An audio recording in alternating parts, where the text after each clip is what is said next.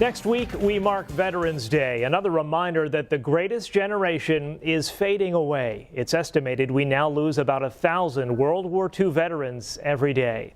That's why a group called Honor Flight has spent the past 6 years taking those heroes to see the World War II Memorial in Washington for free. This week was the first Honor Flight out of Southern Illinois, and we went along. In the darkness just before dawn, a plane takes to the skies above Marion, carrying VIP passengers who share a common story from long ago. I joined the Navy. He sent me to the Pacific. I went in on D-Day, Utah Beach. Navy Air Corps, submarine patrol. I was a kid. I was 20 years old. We were trying to save our country. The plane heads east as the day dawns, touching down in less than 2 hours We'd like to welcome you to Washington, D.C. at Reagan National Airport. Meanwhile, inside the terminal, the morning rush suddenly stops. And as the heroes stream out, the applause goes on and on.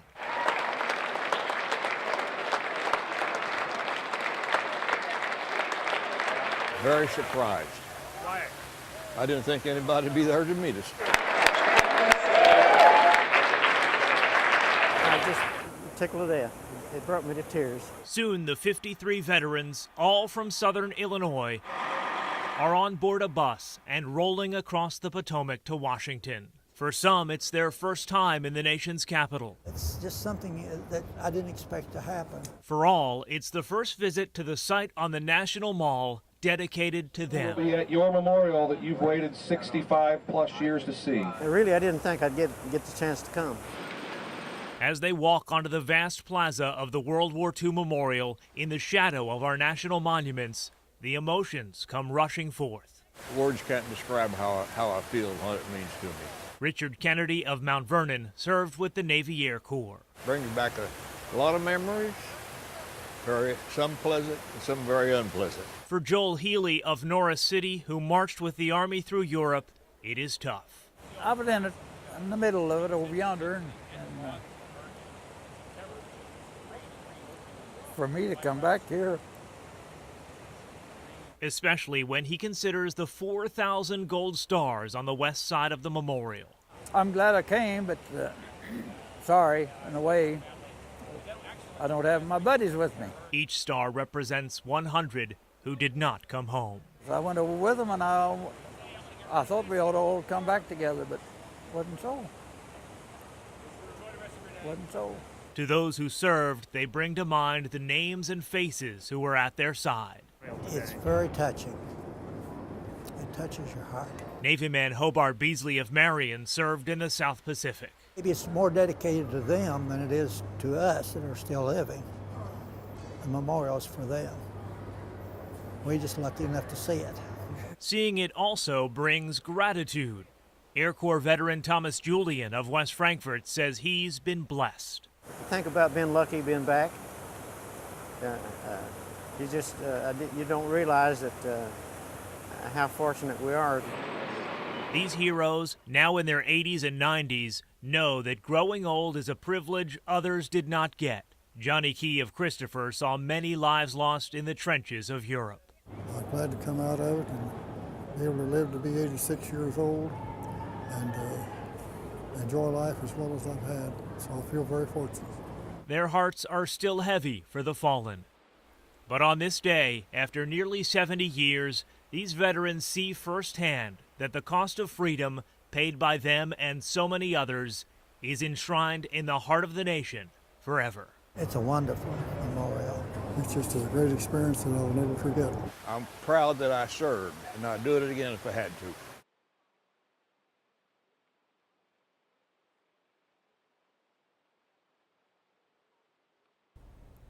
A retired Air Force captain started Honor Flight in Ohio in 2005. The Central and Southern Illinois chapter was born 4 years later. This was their 17th flight. The Honor Flights are free to veterans and supported entirely by volunteers and donations. They hope to do more flights from our region.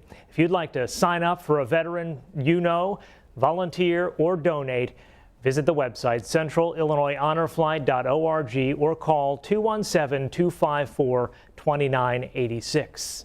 Now on Sunday at 10, more from our trip. Meet the only woman veteran who made the journey, hear from some of the volunteers who accompany those vets, and see the homecoming to Marion. That's coming up on Sunday. Tonight we continue our journey alongside World War II veterans from Southern Illinois. This past week, a program called Honor Flight escorted 53 local heroes from Marion to Washington, D.C. As we showed you last Thursday, they were there to see the powerful World War II memorial, but that was not the end of their visit. News 3's Eden Schultz picks up the story.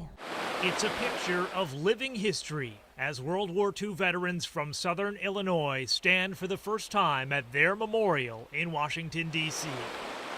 I see the pictures of it, but it's more beautiful here than the pictures can show.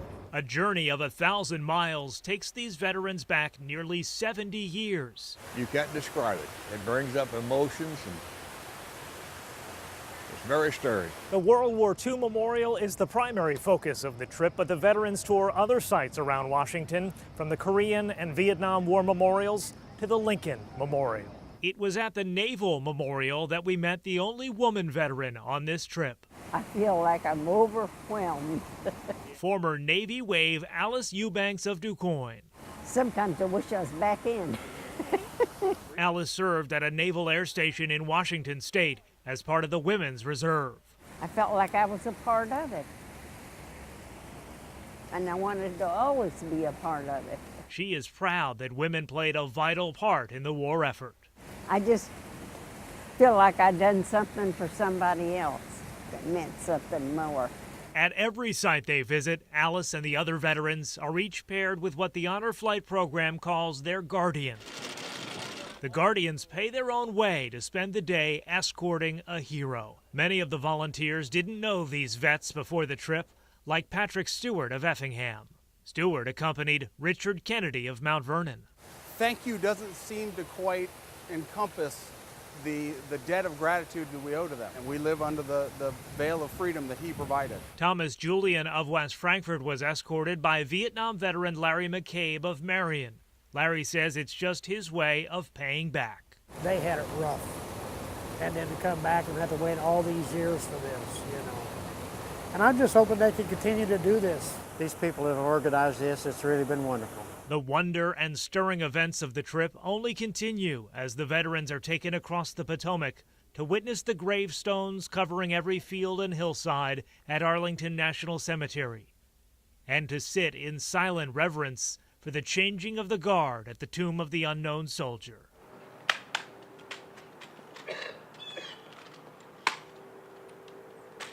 Reminders of those who did not come home. They can't enjoy what we're enjoying, and they deserved it too. Then, as the sun sets, a visit to the Air Force Memorial, with dramatic views overlooking Washington and the missing man formation reaching to the sky. Finally, the powerful Marine Corps Memorial in Arlington, capturing the 5 men raising the flag at Iwo Jima. And the veterans head back to the airport feeling honored and blessed and grateful. Thankful to all these people that's worked on it and the people that's behind the scenes getting it set up. But as their flight returns to Marion and they step off the plane, there is one last surprise. One final salute. As Southern Illinois turns out to give this group a hero's homecoming, bringing a fitting end to this incredible journey. It's something I'll never forget. It's a wonderful trip. A retired Air Force captain started the Honor Flight program in Ohio in 2005. 4 years later, a Central and Southern Illinois chapter was born, and this was their 17th flight, but it was the first from our region. On this Veterans Day, we want to thank those who've served and those who've taken time to recognize that service. Last week, we went along as 53 World War II veterans from Southern Illinois were flown to Washington, D.C. to see their memorial. Those members of the greatest generation and the volunteers who accompanied them are this week's Unsung Heroes.